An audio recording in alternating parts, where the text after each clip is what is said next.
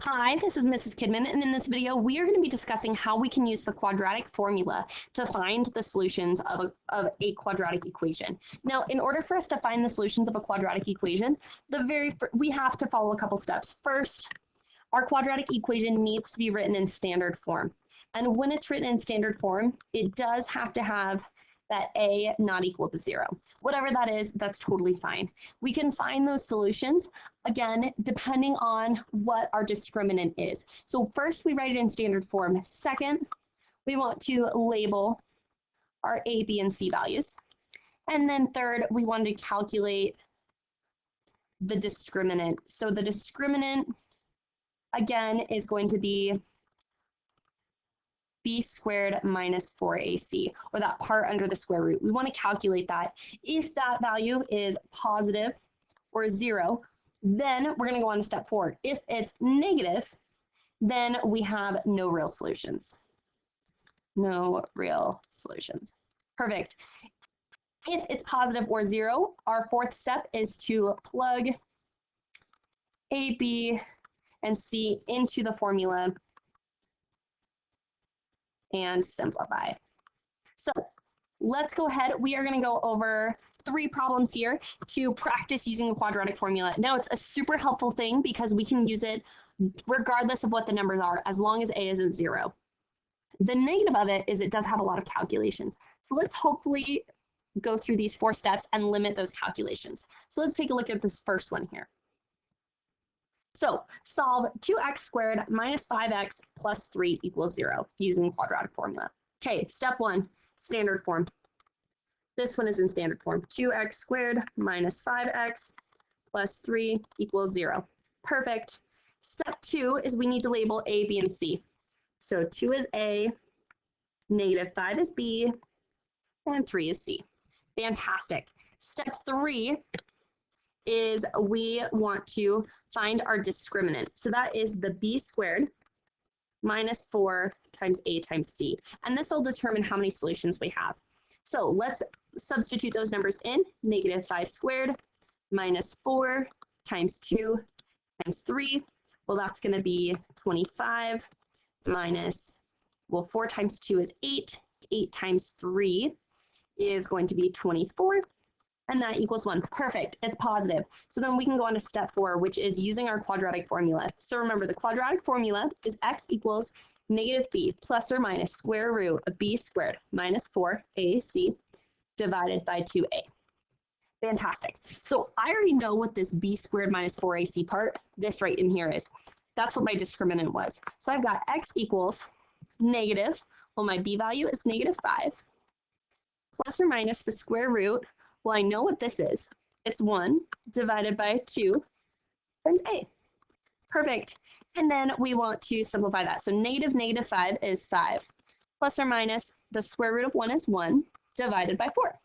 So that's what x equals. So now we need to find our 2 solutions. So x equals, not x, x equals 5 plus 1 over 4, which is 6/4. Or x equals 5 minus 1 over 4, which is 4/4, which equals 1. So our 2 solutions for x are 6/4 and 1. Fantastic. So that's how we can use that quadratic formula to solve for it. We are going to practice doing 2 more examples here. Same sort of thing. So step 1, is it in standard form? Yes, we've got negative 3x squared plus 2x plus 7. Step 2 is we want to label all those pieces. So negative 3 is a, positive 2 is b, positive 7 is c. Fantastic. Okay, step 3, our discriminant. So b squared minus 4ac. Now remember, if this is 0, then there's no real solutions. But if it's a positive number or equals 0, if it's negative, there's no real solutions. If it's positive or 0, then we have real solutions and we need to use the quadratic formula. So let's put this in here. I've got 2 squared minus 4 times negative 3 times 7. This is 4. 4 times negative 3 is negative 12. Negative 12 times 7 is going to be 84. So we've got minus a negative 84, which is a plus 84, which equals 88. Fantastic. So this is positive, so that means we can use our quadratic formula. So we're going to substitute our numbers in. X equals negative b plus or minus the square root b squared minus 4ac all over 2a. Now we want to substitute in our b. So our b, remember, was 2. So I've got negative 2 plus or minus, well, the square root of b squared minus 4ac. Well, remember, this is just that, which came down to be that. So this is the square root of 88 all over 2 times a, which was negative 3. Fantastic. So this becomes negative 2 plus or minus the square root of 18, or the square root of 88, which I'm going to rewrite as a decimal. And anytime we write something as a decimal, we do want to go out to the 100th place. So the square root of 88 is going to be 9.38-ish divided by negative 6. Perfect. So those are what x equals. So let's find our two solutions. X equals negative 2 plus 9.38 divided by negative 6. And that is going to end up equaling the same thing as 7.38 divided by negative 6, which is 7.38 divided by negative 6 is negative 1.23. Fantastic. And then our other solution is when x equals negative 2 minus 9.38 divided by negative 6. And negative 2 minus 9.38 is going to be negative 11.38 divided by negative 6. And as we type that into our calculator, so negative 11.38 divided by negative 6, we end up getting 1.90 when we round it to the nearest hundredths place. So those are our two solutions there. So again, we're going to follow those 3 steps. Step 1, or those 4 steps. Step 1, write it in standard form. Step 2, identify our pieces. Step 3, find the discriminant and decide how many solutions does it have. Step 4, use the quadratic formula. It is a long process, but I promise it'll work every single time. So we're going to go through one last example here. Now, step 1, we've got to write it in standard form. This one is the first one not in standard form. I've got to add 1 to both sides to get that into standard form. So we've got 4x squared minus 4x plus 1 equals 0. Fantastic. Now, step 2 is we need to identify our a, b, and c. A, b, c. Fantastic. Now that we've identified a, b, and c, we can do step 3, which is find that discriminant. So we've got b squared minus 4 times a times c. So that's going to be negative 4 squared times negative 4 times 4 times 1.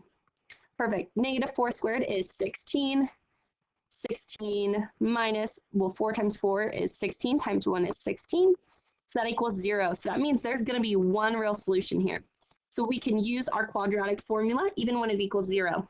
So again, our quadratic formula is x equals negative b plus or minus square root b squared minus 4ac all over 2a.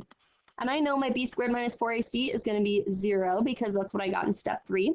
So you've got x equals negative b, which is negative 4, plus or minus the square root of 0 divided by 2 times 4, which is a. So now we simplify this, and we will end up getting, whoops, sorry, dropped my pen. We will negative 4 is going to be a positive 4. So we end up getting a positive 4 plus or minus, so this equals positive 4 plus or minus, well, the square root of 0 is 0 divided by 8. And so this really is telling us that x equals 4 divided by 8 because plus 0 is 4 and minus 0 is 4, or 1/2.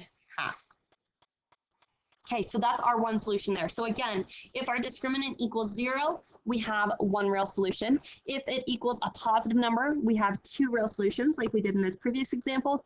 If for some reason it equaled a negative number, then we would have no real solutions and we don't have to go on past step 3.